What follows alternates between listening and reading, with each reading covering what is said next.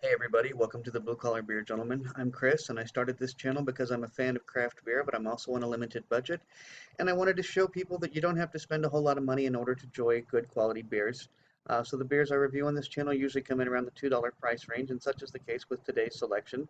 It was slightly more than $2, which quite frankly for this brewer is kind of surprising, but not, not out of the question. This is the New Belgian Passion Fruit Kolsch. Has a 4.3 ABV, and did I read 13 IBUs? Yes, 13 IBUs. Typically, Kolsch's come in between 4.4 and 5.2 on the ABV. This is a 4.3, so it's actually just a tad under the standard. And IBUs typically for a Kolsch are 18 to 30 IBUs. This one has 13, so it's also low on the bitter standard. If you are looking for Kolsch under BJCP, look under Pale Bitter European Beer. And if you're not familiar with what BJCP is, it's Beer Judging Certification Program. You can go to the website, you can download the app, and it will give you the ins and outs on varieties of beer and what to expect in terms of color, mouthfeel, IBUs, ABV, just about anything you can think of, up to and including a lot of times some history behind the variety. So the story behind Kolsch's is they are known for a very subtle fruit and hop character, pale to light gold. They were developed in the late 1800s to combat bottom fermented pale lagers. Uh, to combat what? How exactly they were combating it, I don't know.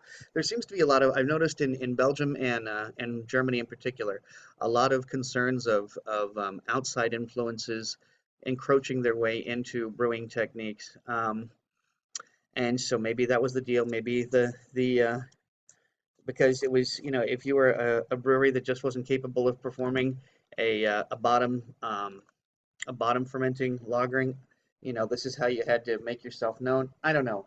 But in 1986, the Kolsch Convention decided that in order for a beer to truly be called a Kolsch, it had to be made by one of roughly 20 breweries in the Köln or Cologne, Germany region. So that's what a Kolsch, that's what a German Kolsch is these days. This, however, was made by New Belgium. New Belgium is a brewery I've liked for a long time. You probably best know them for their fat tire, of which I'm not that particularly fond. However, I'm a big fan of this brewery. New Belgium is what I call successful, not corporate, meaning that, yes, they do have a wide distribution and you can get them pretty much anywhere in the lower 48. But they don't go around buying up other people's breweries. They don't go around changing beers at other breweries.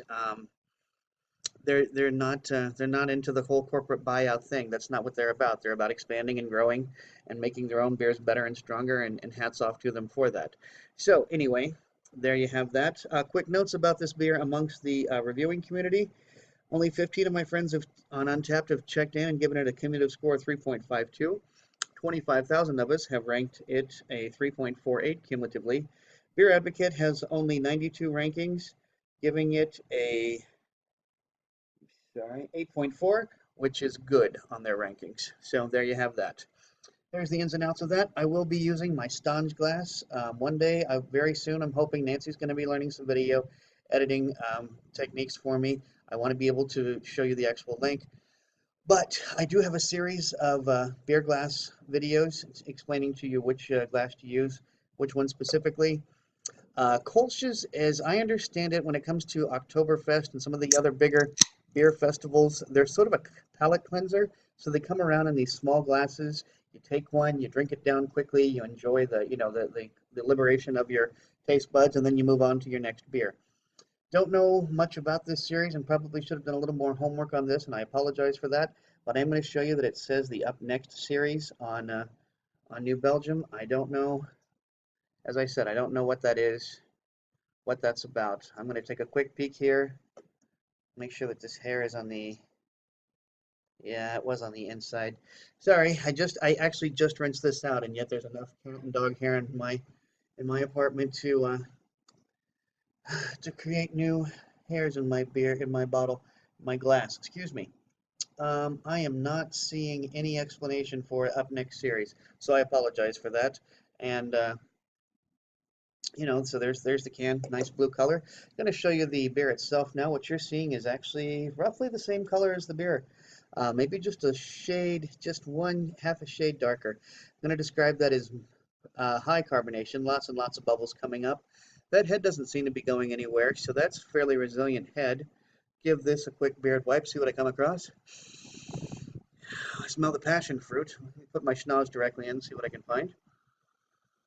I smell the passion fruit. I smell the hops. I do smell bitter hops. I even smell a little bit of like what smells like sea salt, which it's not uncommon for Kolsch's to be flavored with sea salt, but they don't mention anything about that on the can. So anyway, I'm going to quit yapping my flap and get to drinking. Cheers.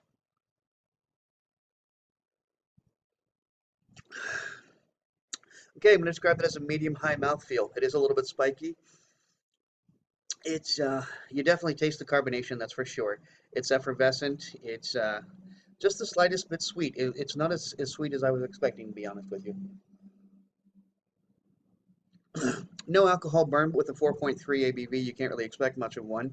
Um, I am now getting some of the maltiness. Actually, I got to say the hops came through more in the bouquet, and the malt is coming through more in the flavor.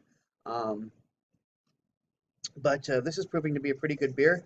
As I said, I paid $2.29 for this, and typically New Belgium beers come in a little bit cheaper than that. I've paid as little as $1.59 for a New Belgium beer. So to see one at $2.29, you know, that's not expensive, obviously, and it's still within my $2 price range. I was just a little surprised that it came in over $1.99. That's typically where, especially unless it's a limited release or a special release.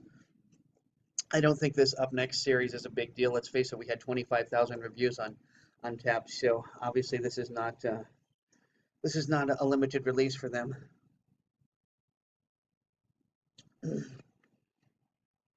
I have to say the passion fruit flavor is there, but it's very, very faint.